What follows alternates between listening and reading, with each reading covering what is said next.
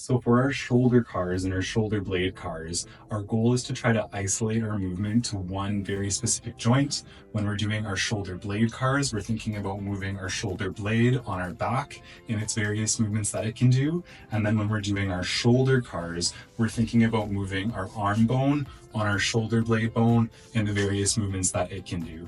That can be a little confusing to think about, but it will make more sense when we get to the exercises. So for our shoulder blade cars, we're moving our shoulder blades relative to our spine. So we're going to grab onto an object, and with our elbows locked out, we're going to try to make the biggest possible shoulder blade circles that we can, trying to keep our spine nice and still. So grabbing onto an object and squeezing, we're going to think about pulling our shoulder blades back in together, bringing them up towards our ears, pushing them forwards, and then back down, and then eventually repeating this in both directions. You can add an extra challenge to this by throwing a dowel on your elbows or something that can roll. This forces you to keep your arms totally straight, so we're isolating all of this movement to our shoulder blades and trying to get none of it from our ball and socket joint. This next exercise, we're focusing on now keeping our shoulder blade still as we move through our ball and socket shoulder joint.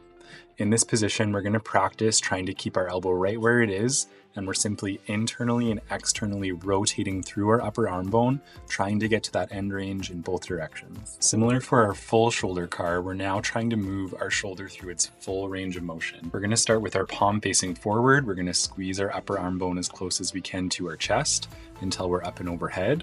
Once we're overhead, we're going to think about internally rotating our shoulder, closing down the front of our shoulder as we bring our hand as far back as we can.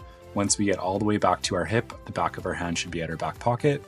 From here, we're going to reach backwards. Once you run out of room, you're going to unwind and open up the front of your shoulder as your arm reaches around in that same direction, nice and close, all the way back. With all of these movements, we're practicing the skill of controlling where we're getting our movement from. So it's important that you move slow and try to stay focused on where you're moving.